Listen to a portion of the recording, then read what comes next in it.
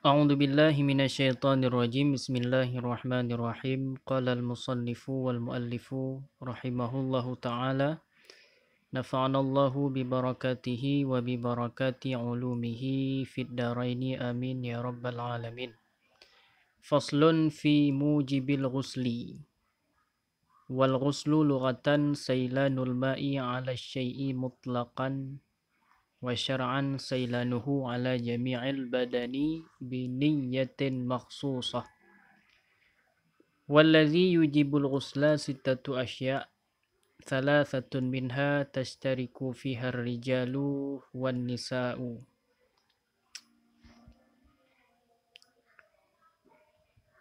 Fasal pada menyatakan perkara yang mewajibkan mandi. Penjelasan tentang hal-hal ataupun permasalahan yang membahas tentang kewajiban mandi. Penyebab yang mewajibkan mandi. Wal ghuslu lughatan, dan bermula ghuslu secara lughat. Apa itu ghuslu? Sailanul ma'i ala syai'i mutlaqan. Secara lughat, ghuslu diartikan dengan mengalir air di atas sesuatu secara mutlak. Itu makna daripada ghuslu secara lughat. Adapun makna al-ghuslu pada syara' wa syar'an sailanuhu ala jami'il badani biniyatin mahsusah. Makna al-ghuslu secara syara' adalah mengalirnya air di atas sekalian badan dengan niat yang tertentu. Jadi mengalir air kepada badan dengan ada niat yang tertentu itu dikatakan dengan ghuslu atau mandi pada syara'. Sedangkan mandi pada lughat adalah mutlak mengalirnya air di atas sesuatu. Apakah itu kepada badan ataupun kepada benda lainnya. Wallazi yujibul ghusla sittatu asya, dan bermula yang mewajibkan ia akan mandi, dan bermula yang mewajibkan akan mandi itu 6 perkara. 6 perkara yang menjadi sesuatu yang mewajibkan mandi. Daripada 6 perkara ini dibagi menjadi 2, maka kata musannif rahimahullahu ta'ala, thalathatun minha tashtariku fiha ar-rijal wan nisa'. 3 daripadanya 6 itu berkongsi padanya 3 oleh lelaki dan perempuan. Dari 6 kewajiban mandi itu ada 3 daripada 6 tersebut yang istirak ataupun berkongsi antara lelaki dan perempuan. 3 perkara ini terjadi pada lelaki maupun pada perempuan. Mana saja yang 3 tersebut? Wahia, dan bermula dianya 3 yang istirak antara lelaki dan perempuan. Iltiqaul khitanaini. Yang pertama, bertemu 2 khitan, 2 kemaluan. Wa yu'abbaru an hadzal iltiqa bi'ilaji hayyin wadihin ghayyaba hasyafata zakari minhu aw qadraha min maqtu'iha fi farjin. Dan diibaratkan daripada ini iltiqa. Jadi ibarat di dalam matan takrib diibarat dengan iltiqa'u khitanaini. Di dalam kitab-kitab yang lain diibaratkan daripada iltiqa ini dengan ibarat ilaji hayyin, dengan memasukkan orang yang hidup lagi yang wadih, bukan si muskil. Ghayyaba hasyafataz zakari, yang menenggelamkan hasyafah zakar minhu daripadanya si hidup, au qadraha min maqtu'iha, ataupun kadarnya hasyafah zakar min maqtu'iha daripada yang terpotongnya hasyafah zakar, kemana dimasukkan fi farjin, ke dalam faraj.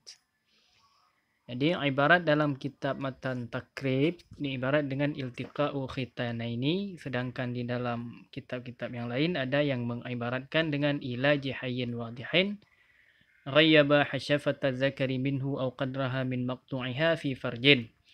Memasukkan orang yang hidup yang wadih yang menenggelamkan hasyafah zakar daripadanya si hidup ataupun kadarnya hasyafah zakar daripada yang terpotongnya, memasukkannya ke dalam farad. Nah, jadi ini adalah perkara yang pertama yang mewajibkan mandi yang terjadi pada perempuan dan pada lelaki. Istirak antara lelaki dan perempuan, kejadian yang seperti ini. Wa yasirul adamiyul mulaju fihi junuban biilaji ma zukira. Dan jadilah anak Adam, manusia, yang dimasukkan padanya akan itu yang berjunub dengan sebab memasukkan barang yang telah disebutkan. Jadi yang berjunub itu bukan terjadi pada orang yang memasukkan saja, bukan pada lelaki saja, namun juga terjadi junub pada orang yang dimasukkan, yaitu kepada si perempuan. Wa ammal mayyitu fala yu'adu ghasluhu biilajin fihi. Adapun bermula mayat, maka tidak diulangkan akan memandikannya mayat dengan sebab ilat fihi, ke dalamnya mayat. Misalnya ada mayat perempuan yang disetubuhi, sehingga terjadi ilat, memasukkan zakar seseorang ke farad si mayat. Itu apakah si mayat itu diulangkan untuk dimandikan ataupun tidak? Jadi di sini kata musannaf, adapun mayat maka tidak diulangkan memandikannya mayat dengan sebab ilat fihi, ke dalamnya mayat. Tidak perlu diulang memandikannya lagi, memandikannya kembali.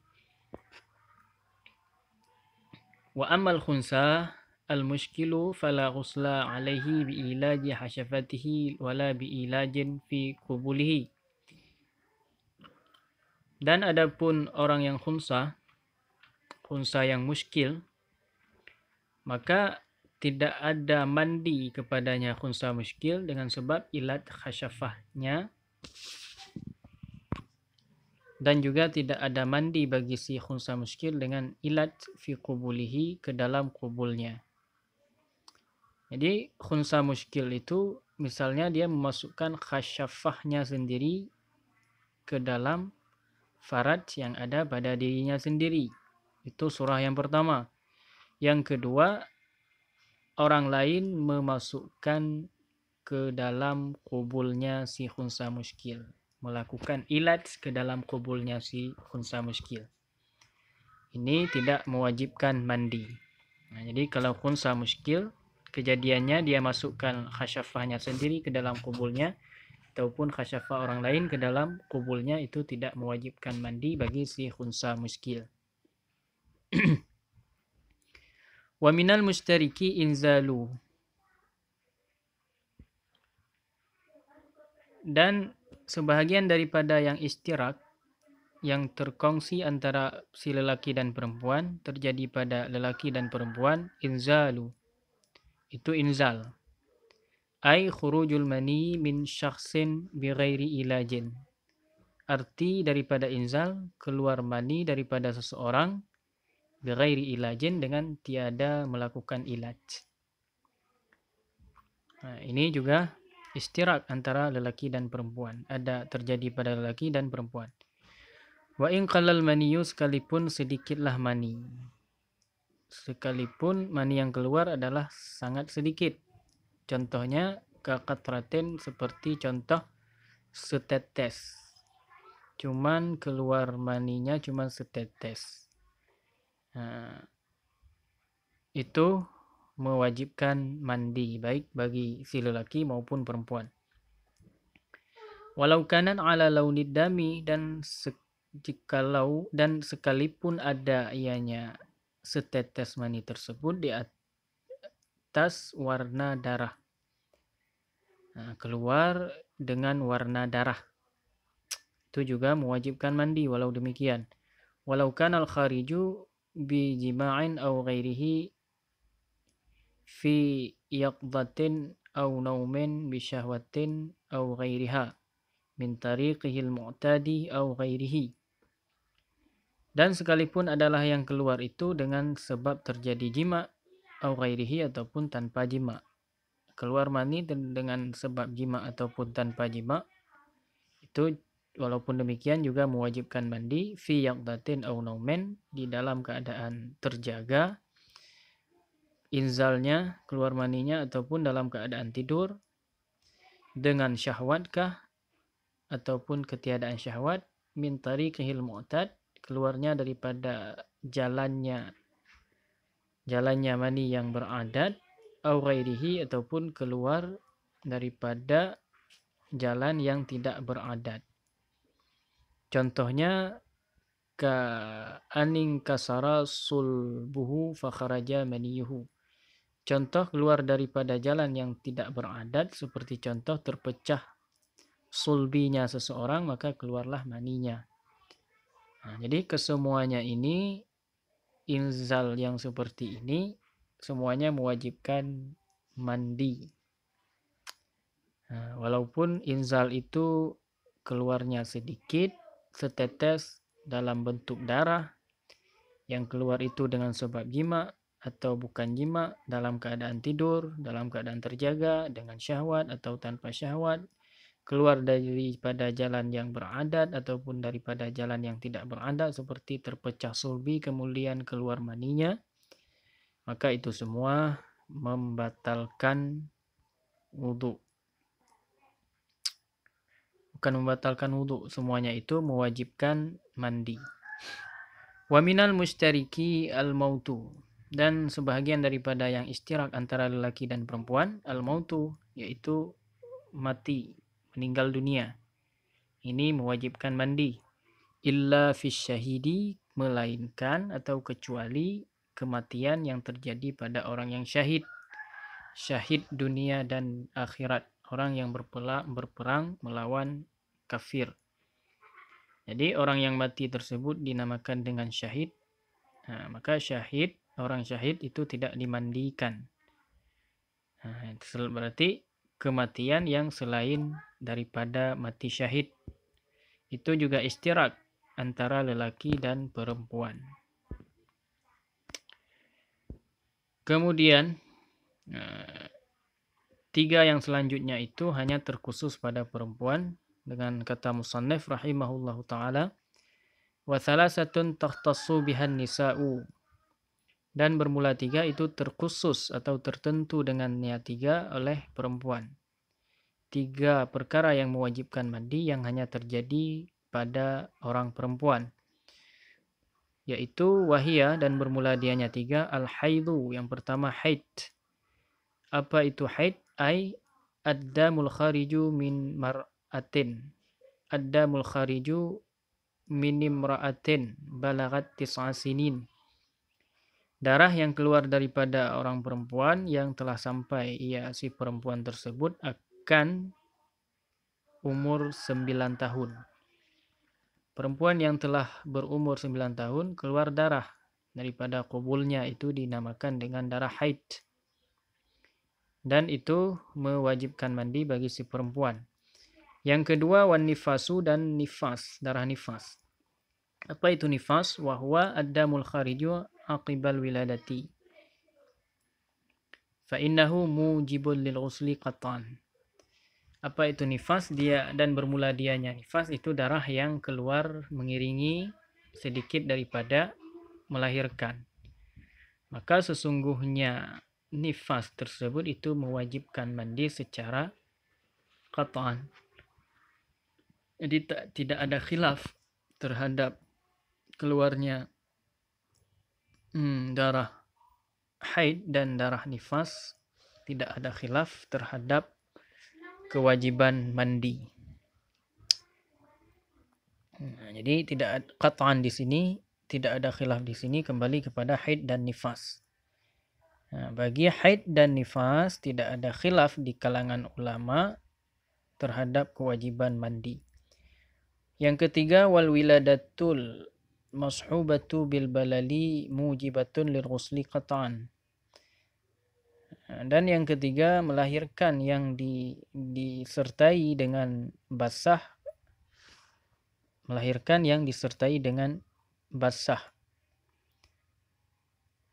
itu mewajibkan mandi secara qat'an juga, tidak ada khilaf. Apabila melahirkan dan keluar air ataupun basah misalnya, sesuatu yang lembab atau basah, itu juga mewajibkan mandi secara qat'an tanpa ada khilaf. Wal mujarradatu 'anil balali mujibatun fil aslah.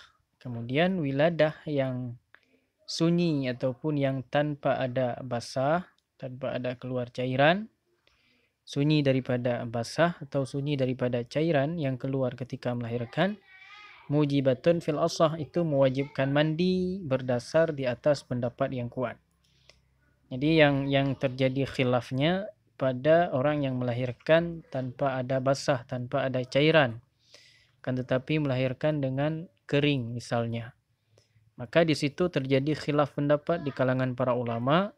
Pendapat yang kuatnya mewajibkan mandi, muqabil daripada pendapat asah tidak wajib mandi. Adapun haid dan nifas tidak ada khilaf tentang kewajiban mandinya, begitu juga wiladah yang disertai dengan basah atau disertai dengan cairan yang keluar. Sekian pembahasan kita pada kesempatan yang mulia ini.